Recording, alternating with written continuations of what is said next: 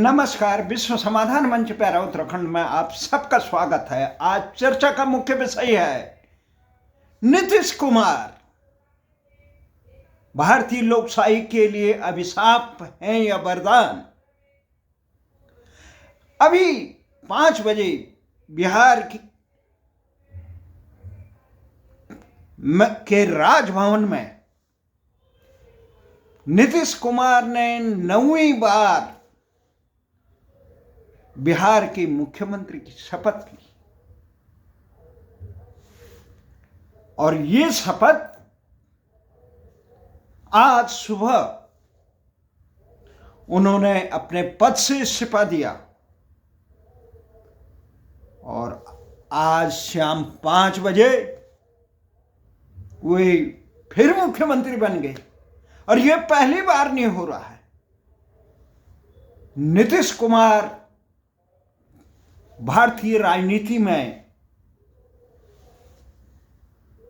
एक ध्रुव तारे की तरह घूम रहे हैं, जिनकी बिहार जैसे घोर जातिवादी प्रदेश में, जहां जातियों के बीच वर्चस्व की लड़ाई है, उस प्रदेश में जिनकी जात केवल 3-4% है और वो बहुमत नहीं है उनके पास, उनके दल को बहुमत नहीं है, परंतु भारतीय जनता पार्टी और राष्ट्रीय जनता दल, लालू के नेतृत्व वाली, मोदी के नेतृत्व वाली भारतीय जनता पार्टी और लालू के नेतृत्व वाली राष्ट्रीय जनता दल, दोनों ही उनको फूटी आंख नहीं देखना चाहते थे।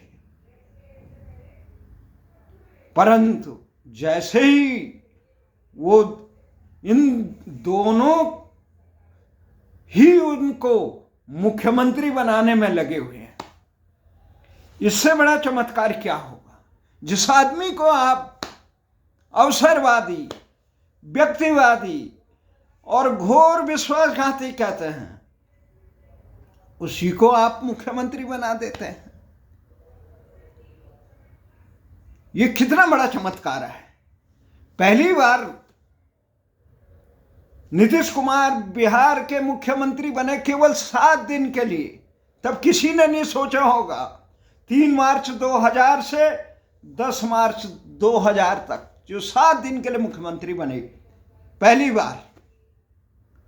और उसके बाद 24 नवंबर 2005 से 24 नवंबर 2010 तक, 26 नवंबर 2010 से 17 फरवरी 2014 तक और 22 फरवरी 2015 से 9 अगस्त 2022 तक और 10 अगस्त 2022 से 28 जनवरी 2024 आज तक वो मुख्यमंत्री रही। और आज सुबह उन्होंने जो जनता दल कांग्रेस गठबंधन की सरकार के मुख्यमंत्री के रूप में इस्तीफा दिया, तो शाम को सूरज ढलने से कुछ देर पहले वो बन गए भारतीय जनता पार्टी और जनता दल यूनाइटेड के मुख्यमंत्री। कितना विचित्र संयोग है। जो भारतीय जनता पार्टी के अध्यक्ष कहते थे कि चाणक्य कहते थे कि दरवाजा बंद हो चुका है नीतीश कुमार के लिए, अवसरवादी हैं, जो भारतीय जनता पार्टी के बिहार इकाई के अध्यक्ष, जो अभी कुछ देर पहले जिन्होंने सम्राट चौधरी, जिन्होंने उप मुख्यमंत्री की शपथ ली, वो भी जनता दल यूनाइटेड इन सब से परिक्रमा करते हुए भारतीय जनता पार्टी में आए, अध्यक्ष आए, बने हैं प्रांत के। और उनके अनुसार नीतीश कुमार केवल अपने लिए जीते हैं और ये दरवाजे बंद हो गए थे। नीतीश कुमार ने 2023 में ही जनवरी माह में कहा था मैं मर जाऊंगा पर इनके साथ नहीं जाऊंगा, भारतीय जनता पार्टी वालों के साथ। कितना अजीब विचित्र संयोग। यह वक्त की कठपुतली है या सितारा है, लिखा के लाए हैं राजयोग। नीतीश कुमार के बारे में क्या कहा जाए, परंतु ये तो भाग्य का चक्र अलग है। पर सबसे बड़ी बात है जो सिद्धांतों की, भारतीय राजनीति दल कोई सिद्धांतवाद नहीं रहा, कोई नीति नहीं रही है। सर्वोच्च ये रहा, ये कुर्सी कैसे बनी रही। नीतीश कुमार की कोई नीति नहीं है। वो जिसको छोड़ते हैं, जिस पार्टी, वहां कहते हैं मुझे असहजता, काम नहीं करने देते थे, उचित माहौल नहीं था। दूसरे में जाते हैं, वहां कुछ दिन रहते हैं। जब उनको कहा जाता है आप मुख्यमंत्री पद छोड़िए, और ये निश्चित है जिस दिन भी भारतीय जनता पार्टी की वर्तमान गठबंधन ने कहा आप कुर्सी छोड़िए, दिल्ली केंद्र में आइए, उसी दिन फिर नीतीश कुमार अलग हो जाएंगे। यही उन्होंने राजद और कांग्रेस गठबंधन में किया। उनके लोगों का अघोषित आरोप है कि लालू जी कह रहे थे कि अपने बेटे उप मुख्यमंत्री तेजस्वी यादव को मुख्यमंत्री बनाया जाए, पर ये बहुत जबरदस्त, कभी रघुकुल रीत या भी राम मंदिर जन्मभूमि का बड़ा भव्य उद्घाटन किया। भगवान रामचंद्र जी के मंदिर में जो आक्रांताओं द्वारा वो किया था, उसको पुनरुद्धार किया गया उसका मंदिर का, और वो बनाया गया। वहाँ पे जो बलात् कलंक लगा था उसे मिटा दिया गया। भारतीय न्यायपालिका द्वारा शांतिपूर्ण ढंग से हुआ, और प्रधानमंत्री ने कहा था अपने लोगों का कि रामचंद्र जी का अनुसरण करें। परंतु रामचंद्र त्रेता युग में थे, उस समय तो ये कहा जाता था रघुकुल रीति सदा चली आई, प्राण जाए पर वचन न जाए। परंतु आज नीतीश कुमार जी, जिसको तमाम राजनीतिक दल, भारतीय जनता पार्टी से लेकर कांग्रेस से लेकर राष्ट्रीय जनता दल से लेकर तमाम लोग और उनके साथी, पुराने साथी, ये कहते हैं ऐसा कोई नहीं, सगा नहीं जिसे नीतीश ने डसा नहीं। शरद यादव हो, जॉर्ज फर्नांडिस हो, लालू यादव हो, उनके तमाम सहयोगी जो अब भारतीय जनता पार्टी गुट में हैं, वो भी बहुत असहज महसूस कर रहे हैं कि नीतीश जी फिर आ गए। उनका एक ही वो है मुख्यमंत्री की, प्राण जाए पर कुर्सी न जाए। उन्होंने शायद सुना नहीं होगा, राजस्थान के पूर्व मुख्यमंत्री कांग्रेसी नेता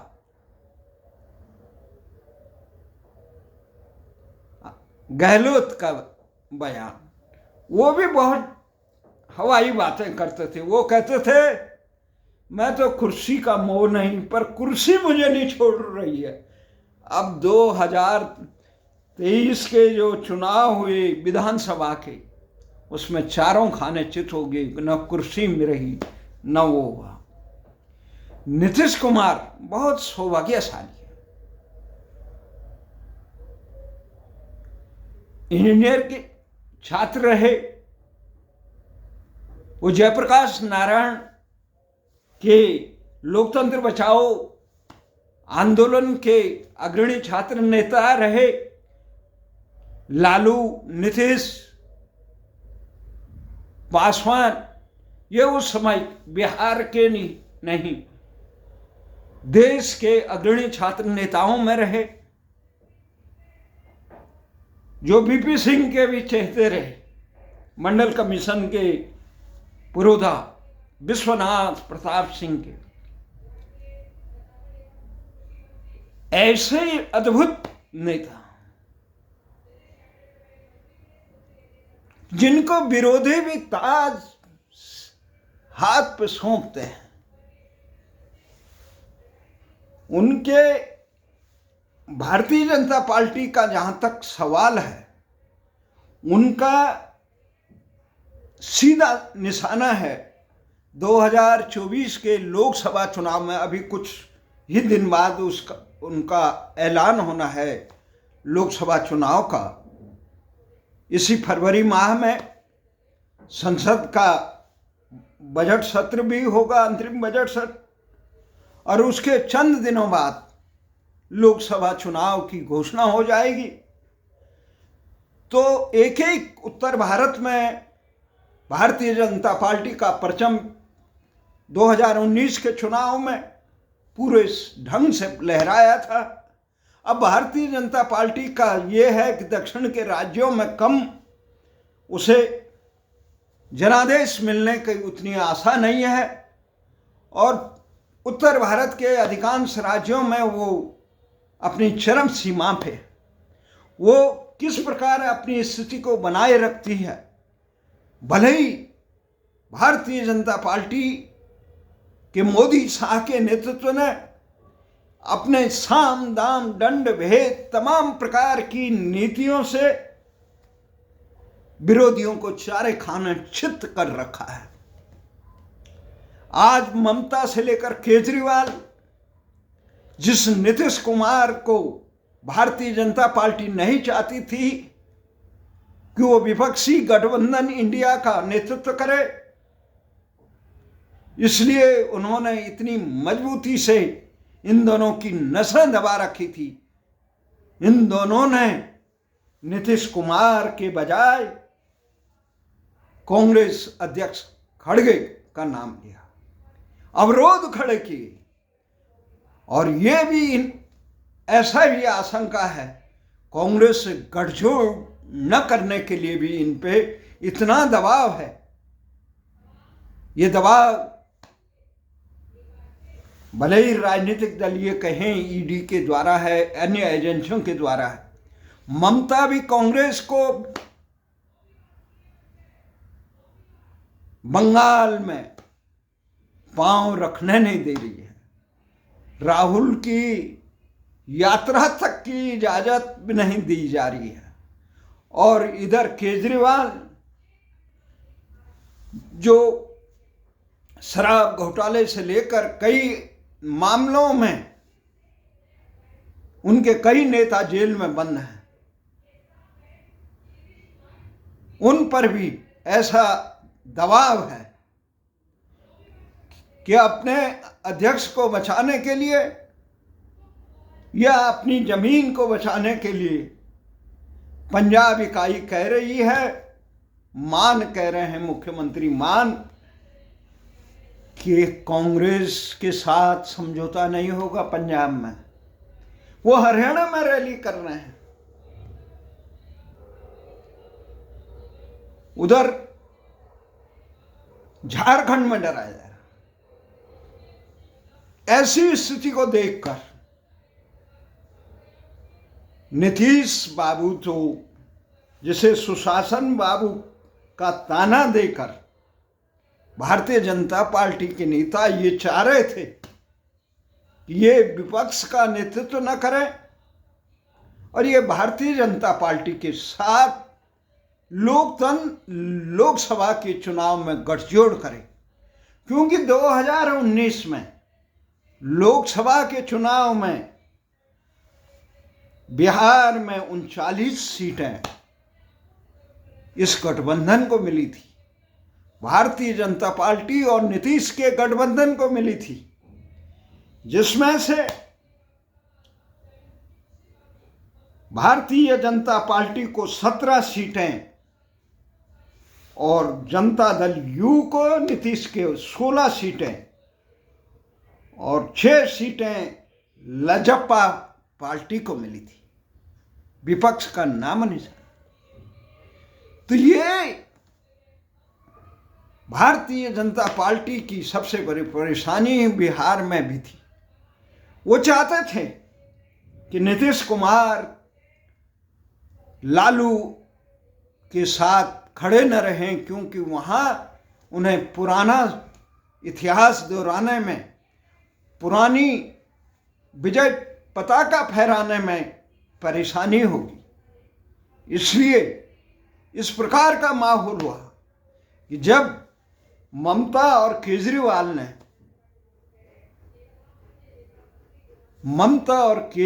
ने नीतीश को इंडिया गठबंधन का नेता बनने से रोक दिया और भारतीय जनता पार्टी ने, मोदी और शाह की जोड़ी ने कर्पूरी ठाकुर को, जिनको अपने राजनीतिक गुरु भी मानते हैं, आदर्श भी मानते हैं नीतीश कुमार, और अति पिछड़ा समाज में उनका बड़ा वर्चस्व नाम है, उनको भारत रत्न देने का काम किया। तो नीतीश को लगा कि आने वाले 2024 में अपना अस्तित्व बचाने के लिए, और इधर इससे बेहतर कोई मौका नहीं है, भारतीय जनता पार्टी के साथ गठजोड़ किया जाए। वैसे उनका ये बयान कि मैं मर जाऊंगा पर उनके साथ नहीं जाऊंगा, वो इस प्रकार के बयान को, राजनीति इतनी दीनहीन हो चुकी है, किसी को कोई पता नहीं। उनके राजनीतिक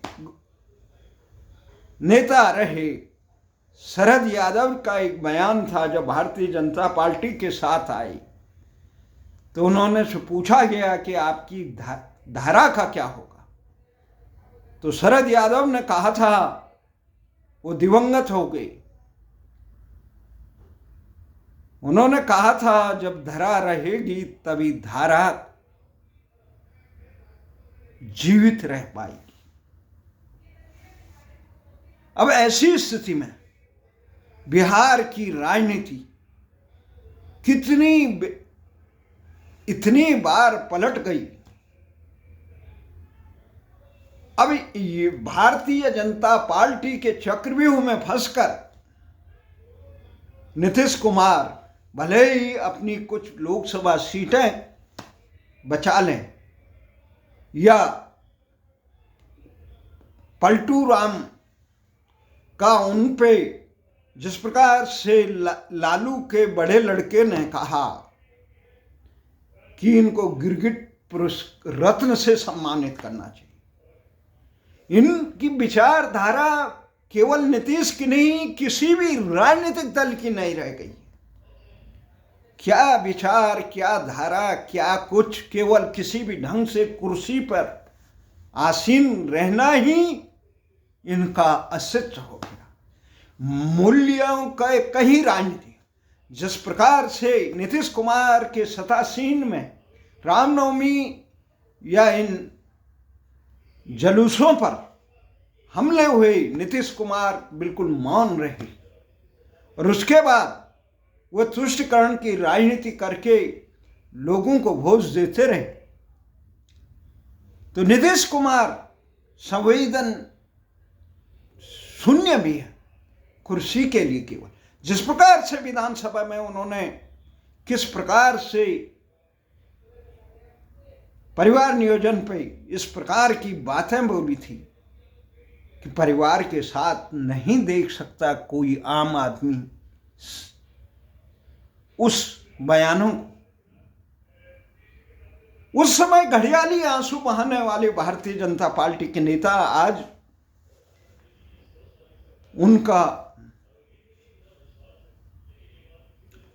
उनके साथ सरकार बना रहे। तो ये भारतीय राजनीति का पतन का कारण है। और जो जातिवाद देश से बिल्कुल माफ करना था, जो सांप्रदायिकता खत्म करनी थी, उसको और हवा भारतीय राजनेता दे रहे हैं। जाति का, अब भारतीय जनता पार्टी का जो गणित है कि ये नीतीश को साथ लेकर हम 52% लोगों तक पहुंच पा ना पाए, अति पिछड़ा में कर्पूरी ठाकुर का संधान करें। और ये जरूरी भी है सत्ता कभी गलत हाथों में न जाए, इसके लिए साम दाम दंड भेद का वो करना चाहिए।